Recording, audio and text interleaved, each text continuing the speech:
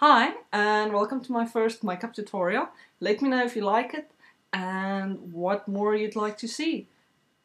This is the first time I'm doing it, so be lenient, but I really enjoyed the process, and this is in response to Nicole asking for a bit more video tutorials and seeing what I actually get up to behind the scenes. So enjoy the video and let me know what you think. Thanks. This is what happens after I've done my basic routine and I start playing with color. So today I've decided I'm going to go copper and purple. I really like that combination. I like the idea of orange and purple, really nice warm colors. Okay, so for today's look I'm going to be using a combination of this very nice copper called Cop and Copper. It's number 8 in the Essence Pigments range. And I'm going to be using my Sugar Pull palette. So this is my Heartbreaker palette. You can see there's the 4 little colors, and if you open it up you've got that. I might be using this shade 2am. The other one I'm specifically going for, this is my Burning Heart palette, that's the back, and the one I want to use is this one, Poison Plum. This is such a gorgeous deep purple. Okay, so I'm going to be using that and Cop and Copper. Okay, so little trick I want to share with you guys that I tend to do a lot on the days where I'm using metallic pigments is to foil them. Now, you don't need a fancy mixing medium to do this. You can use a basic mix of glycerin and water. I have done a post on this. I will post the link in my comments, and then you can see. The only disadvantage with that is you need to mix a new batch every day. So it's a bit more time consuming. I have bought Max Fix Plus Spray, so I'm using that. So actually all I do is I take my brush and I spray the tip with it. I'm very unsophisticated when it comes to certain makeup do and don'ts. Anyway, so then I just tap the point off a little bit so it's not too wet.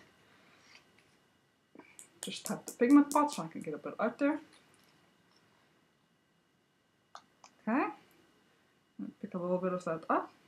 And then usually I just grab the first available lid, which a lot of the times happens to be my makeup remover lid. I actually need to clean this again. And then I just use that as a palette to mix the color on. And you can see how nice and bright that is at the moment. Okay, so I'm going to use this now in the inner corners, and I will take close-up photos so you can see how nice and smooth this has come out.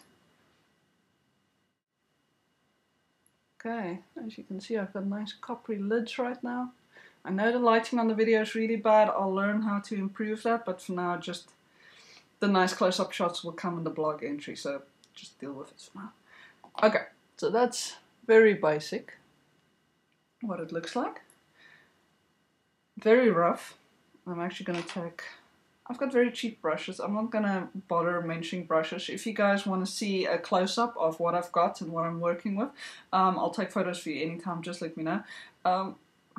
My equipment is nothing really special. As you can see, it's a very basic round-tipped blending brush. The one I was using to apply it with is just a smaller version of that. They're very cheap, but they work, so I'm not going to complain. Okay. I'm just going to use this to smooth it out. I can't really blend this while it's wet, so this is just to smooth out the edges so it's not too horribly hard. Okay, now I think instead of that purple I was showing you first, the 2am, I'm actually going to be using Flame Point, which is this orange up here. Very gorgeous. I'm going to use that as a color to fade into the purple with, so I'm going to pick up some of that on my brush.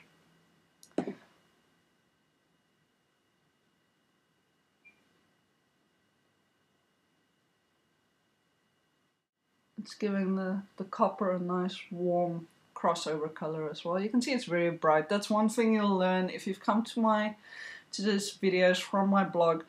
I don't really do subtle wearable day looks. I do more insanely bright over the top type of thing. So if you're looking for more subtle things, if you like the colors I'm using, post in the comments and let me know, and I'll see if I can do something that would be a bit more wearable, something a bit more corporate or something, but you still want to add color.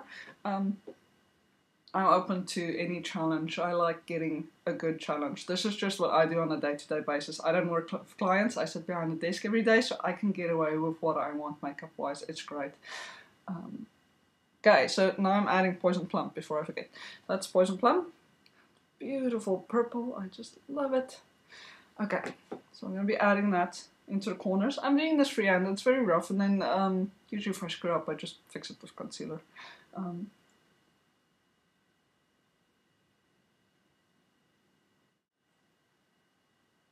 Okay, now I've got a beautiful gradient, I think it is, from copper to orange to purple, and I love bright colors like that. So now all I need is a tiny little brush, so I can sweep some of that purple underneath my lash line. Let's see. Okay, a little bit of the Poison Plum, and just do it underneath the lash line.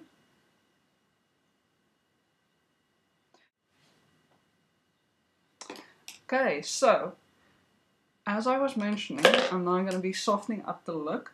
How I'm going to be doing that is, I found this Studio Basics brush. It's got a wonderfully nice little blending tips. You've got the small one on the one side, and you've got the slightly bigger one on the other side. It was about 70 Rand for this brush. I found it at Fushini. It's called an eye blending and smudging brush. It's got it nicely labeled for both sides. So I'm going to be using this to now soften the look up. Okay, so I'm just softening the edges. Now for me, soft is around about where I've got it now. I know for other people that might still be a bit much. So another way to just soften the look a bit more is you use some translucent blending powder. I use Essence's Fix and Matte. Very fine, super fine white powder. You can see there it is.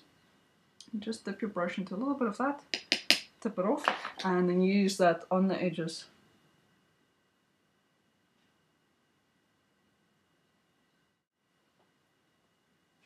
Okay, right, so that's the basic eye look for now.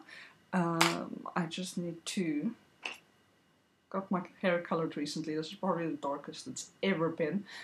And despite the fact that my brows are quite dark, my natural color is still a darkish ash blonde color. So I do like drawing in my brows slightly stronger, usually only towards the tips. So I'm using Essence's Eyebrow Designer, just number 2 in brown.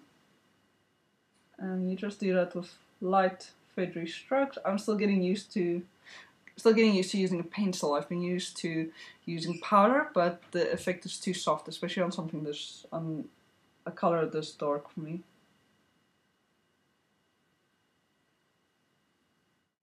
Okay, so that's the basic.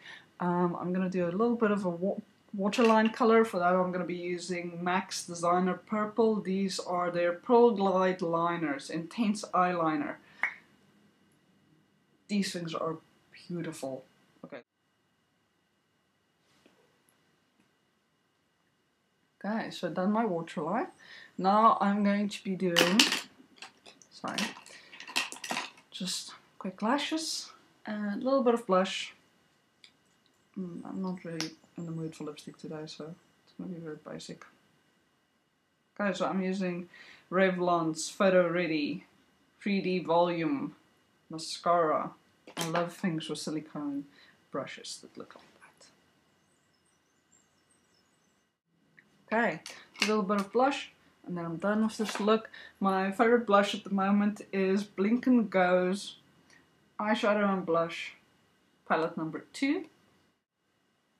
Okay, and that's my basic look. I'm just going to use my little eraser again to just blend in the color nicely. Okay, so that is my basic look. I know the light in this video is really bad. I will systematically try and get it better. So you see, maybe if I just sit a little bit more this way, you can see it a bit better. Okay, so you can see I did a very bright look, very bright indeed. A little bit of blush.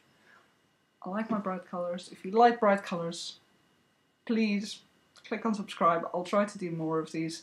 I'm not sure video is really for me, but you can always subscribe to my blog. I will still be uploading on there. If not daily, at least I will be swatching things and so forth, swatching products eyeshadows and so forth. So let me know what you like and I'll see if I can do something for you. Thank you very much for watching.